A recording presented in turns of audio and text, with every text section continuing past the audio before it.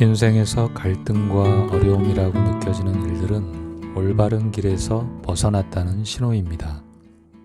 하지만 숲속을 거닐다 길을 잃어 풀이 무성한 길을 걸어간다고 해도 그 또한 다시 없는 소중한 경험일 것입니다. 인생에서 길을 잘못 들어서서 어려움을 겪는다고 해도 자신의 깨달음을 위해 필요했던 일이기 때문입니다. 인생은 선택의 연속이고 사람들은 두 갈래의 길 중에서 하나의 길을 선택할 수밖에 없습니다. 어떤 길은 누군가에겐 고난의 길이 될 수도 있고 또 다른 누군가에겐 희망을 주는 길이 될 수도 있습니다. 모든 상황은 어떻게 그 길을 받아들이느냐에 달려 있을 뿐입니다. 긍정적으로 받아들일 수 있는 준비가 되어 있으면 무의식에서 드러난 부정적 업장도 소멸되는 기회가 되지만 주어진 상황을 부정적으로 받아들이면 미래의 고난의 길을 걸어갈 상황을 또다시 만드는 것과 같습니다. 일부러 척박하거나 풀이 무성한 고난의 길을 선택하는 사람들도 있습니다. 예수께서는 99마리의 길을 잃지 않은 양보다도 길 잃은 한 마리 양을 찾을 때 더욱 기쁠 것이라고 말했습니다. 그러나 사랑과 구원의 복음을 알고자 했던 예수께서는 같은 동족인 유대인에게 미움을 받고 제자의 배신에 의해 십자가를 지고 골고다 언덕을 걸어가게 됩니다. 군사들은 예수를 조롱하기 위해 그 당시 황제가 쓰는 면류관을 본따서 가시 면류관을 만들어 억지로 씌웁니다. 가시 면류관을 쓰고 십자가를 짊어지며 골고다 언덕을 걸어가는 장면은 일부러 고난의 길을 선택한 예수의 모습을 상징적으로 대변합니다. 공자께서는 인을 통해 사람다움을 세상에 알리고자 했지만 사람들에게 비웃음을 사기만 했습니다. 사람다운 인의 세상을 펼치고자 했던 공자는 그의 이상을 받아들일 수 있는 군왕을 찾아 헤맸습니다. 그러나 결국 찾지 못했고 세상 사람들은 그를 주인을 찾지 못한 처지를 상갓집 개에 비유하며 비웃었습니다. 그러한 비웃음을 뒤로하고 공자는 긴 방랑을 마치고 고향에 돌아와 정착하게 됩니다. 그리고 사람다움을 실천할 수 있는 길을 열기 위해 인격적으로 갖추어진 지도자인 인격과 실력을 갖춘 군자를 양성하며 후학들의 교육에 힘을 쓰게 됩니다.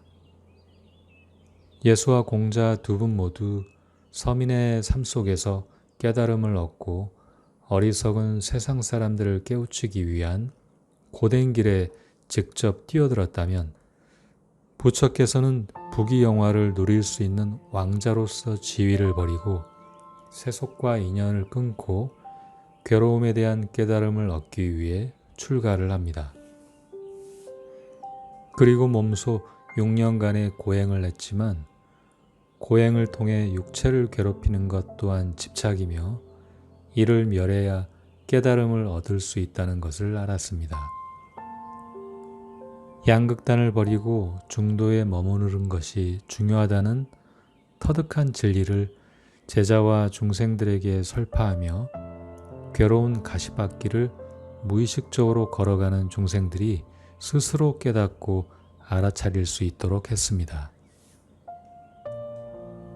사랑의 길, 사람다움의 길, 중도의 길을 제시한 세 분의 성인들께서 닦아놓은 길은 다른 길이 아닌 하나의 길로 통합니다. 길은 똑같지만 분별심이 들어가게 되면 그것은 진정한 길에서 멀어지게 됩니다.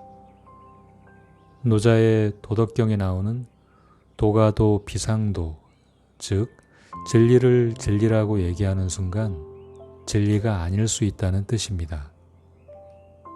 복잡한 말처럼 들리지만 결국 이원성의 세계에서 진리라고 얘기하는 순간 다른 면을 바라볼 수 없는 오류에 빠지게 된다는 것입니다. 예를 들어 컵에 반 정도 들어있는 물을 바라보는 관점에 따라서 반이나 남았다고 생각하는 사람도 있지만 반밖에 남지 않았다고 생각하는 사람도 있을 것입니다.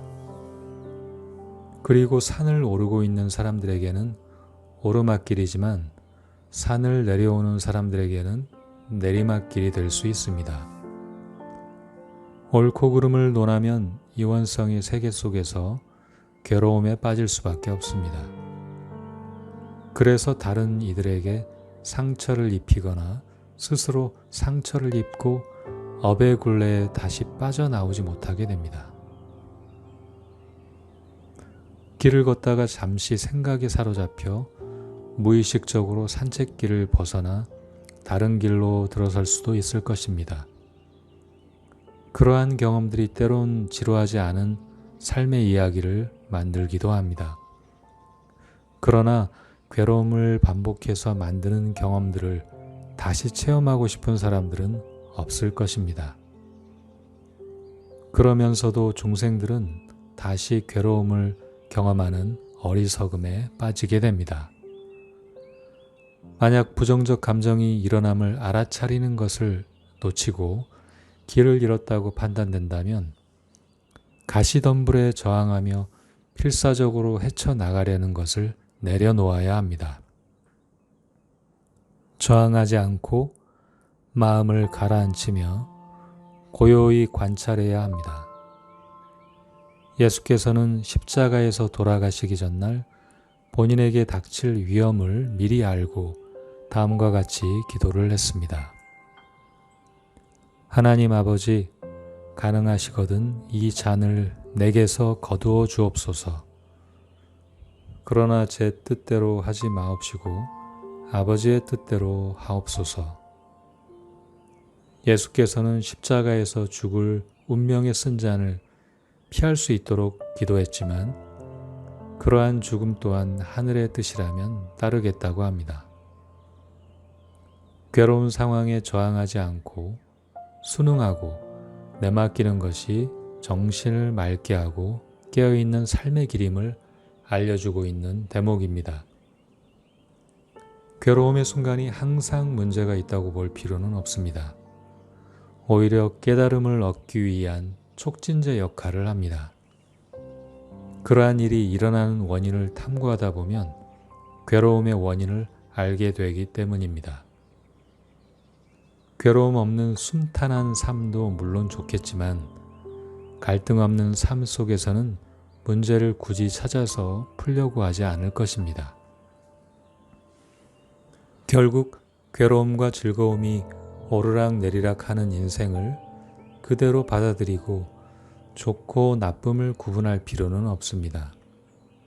다만 자신은 몸이 아닌 관찰하는 존재임을 알아차리고 깨어있는 상태로 살아가며 다채로운 경험을 만끽해야 합니다. 자신이 어떤 길을 걷고 있는지도 모르고 무의식에 사로잡혀 꿈속을 거닐듯 걸어갈 것이 아니라 깨어있는 상태로 어떤 길을 걷고 있는지 알아채면서 걸어가야 합니다. 그래야 자신에게도 이롭고 타인에게도 이로운 삶의 길을 걸어갈 수 있습니다.